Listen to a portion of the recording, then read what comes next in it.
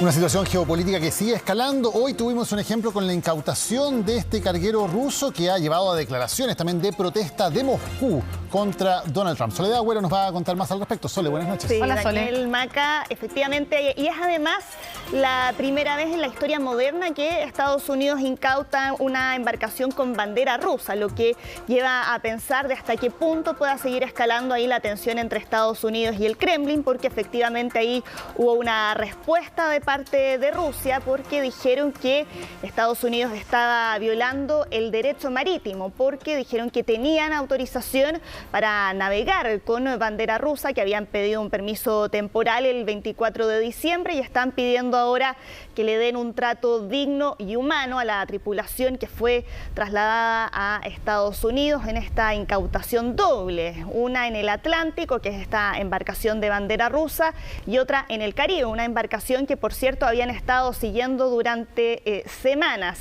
y que además en esa última acción hubo colaboración en materia operativa de parte del Reino Unido, que presentó ahí ayuda de parte de la Fuerza Aérea Británica, que colaboró además en esa acción.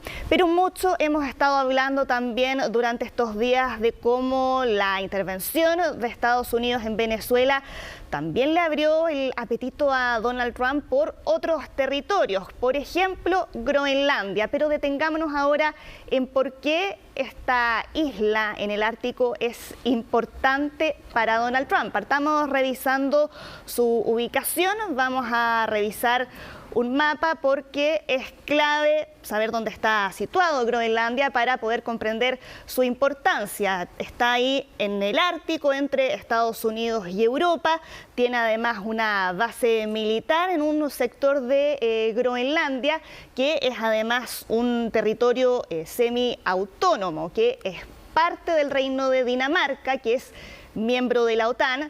Tiene autonomía administrativa, tiene su propio gobierno, pero Dinamarca controla todavía la política exterior y también la política de seguridad. Y desde hace tiempo que Groenlandia ha estado en la mira de Donald Trump. Con el paso del tiempo ha dado ahí distintas razones. En un comienzo, durante su primer mandato, hablaba que habría consultado con sus asesores la posibilidad de comprar Groenlandia, que es una posibilidad que nuevamente se ha reflotado ahora, pero está dando razones de seguridad nacional y que, dice él, Dinamarca no está en condiciones de garantizar. Y aquí en las distintas entrevistas que ha dado Donald Trump últimamente ha hablado de embarcaciones de China y Rusia en Groenlandia, pero las autoridades de la isla dicen que Trump está dando ahí una falsa representación de lo que pasa ahí. Efectivamente, entre Rusia y China han firmado acuerdos de cooperación para explorar posibles rutas marítimas en el Ártico, y es eso parte de la preocupación que tiene ahora Donald Trump.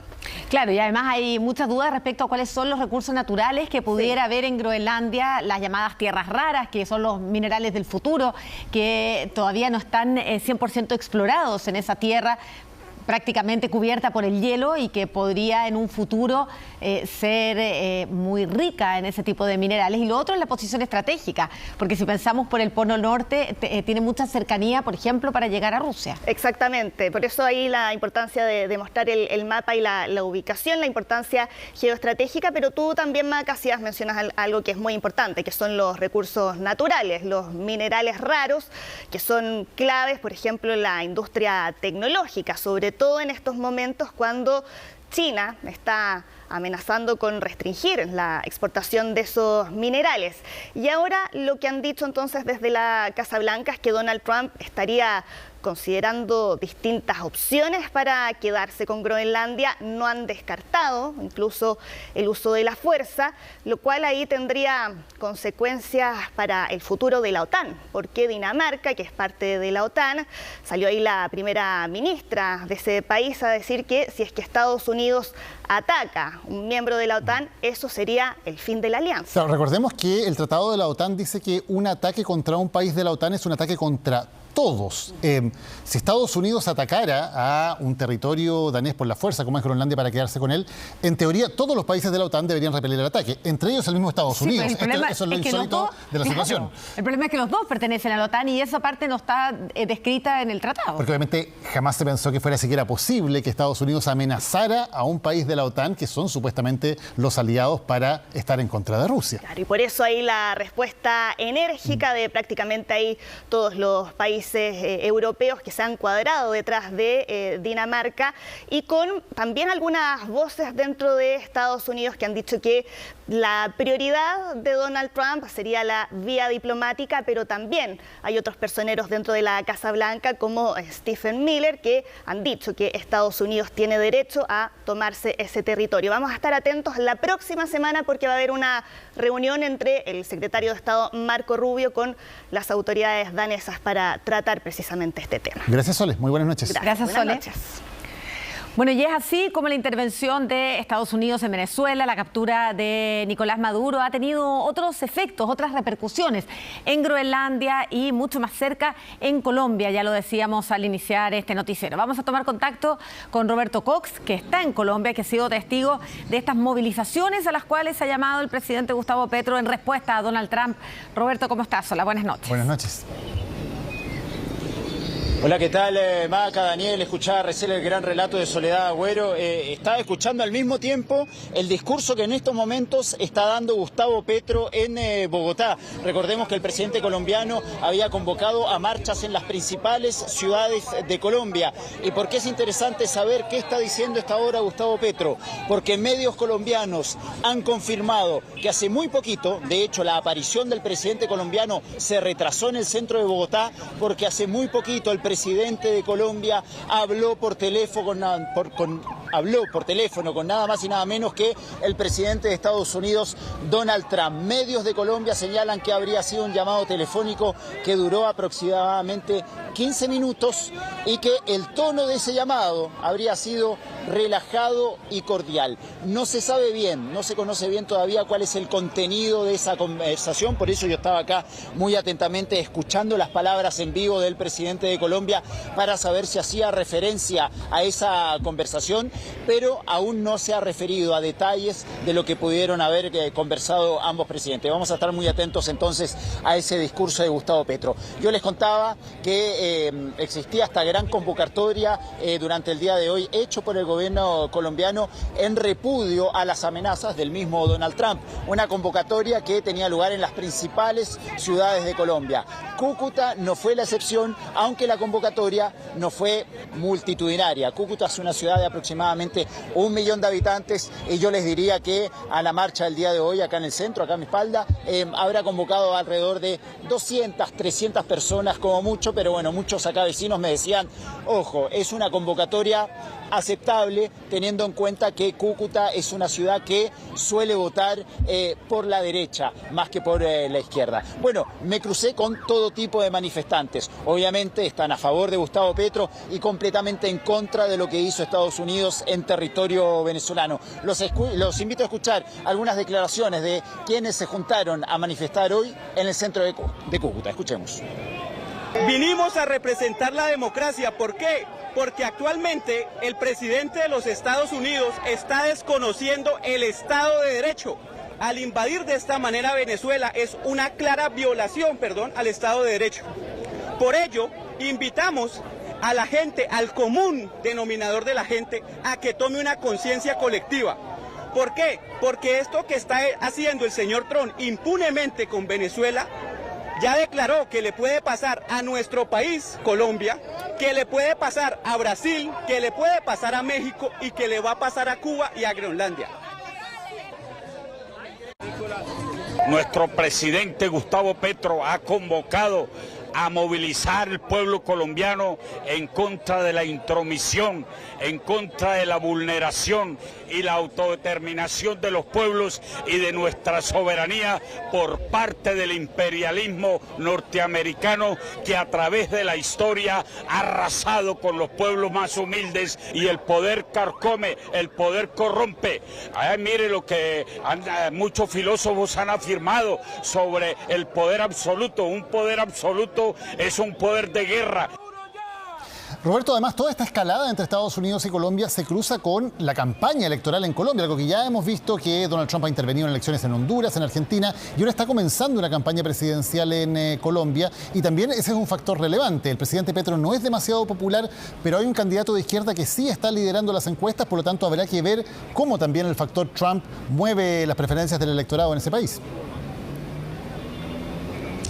Claro, recordemos que hace meses atrás el mismo Donald Trump prometió cierta ayuda a Argentina dependiendo de los resultados en las últimas elecciones legislativas que al final le dieron un amplio triunfo al partido de Javier Milei. En esta ocasión también muchos de los manifestantes acá nos decían, Trump en el fondo está con esta retórica de los eventuales ataques a Colombia jugando un poquito un rol preponderante en las futuras elecciones legislativas que van a ser acá en Colombia en marzo y luego...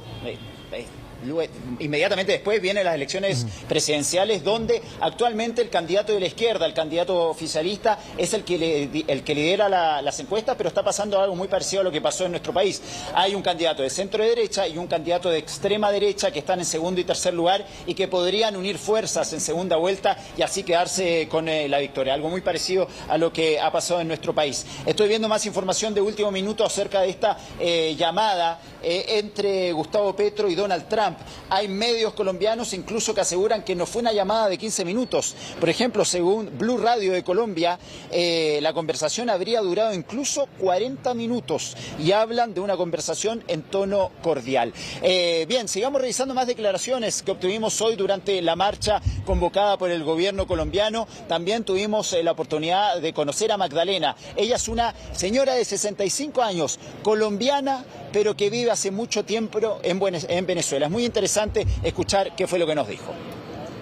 ¿Usted de qué parte de Venezuela es? No, yo soy de colombiana, pensé que era pero vivo allá. Llevo 40 años viviendo allá. Por lo tanto, a mí no me pueden decir mentiras porque he vivido lo que ha pasado allá. ¿Qué le pareció, qué sintió cuando vio esas imágenes de Nicolás Maduro preso en Estados Unidos? Mira, yo le voy a decir una cosa que usted no me cree. Yo estaba aquí, el 3, ahorita el 3. Mis hermanas a las 6 de la mañana me dijeron, nena, me dicen nena, yo me llamo Martelena. Me dijeron, nena, agarraron a Nicolás y se lo llevó Trump. No vaya a gritar ni vayas a llorar, nena, me decía, tranquilícese.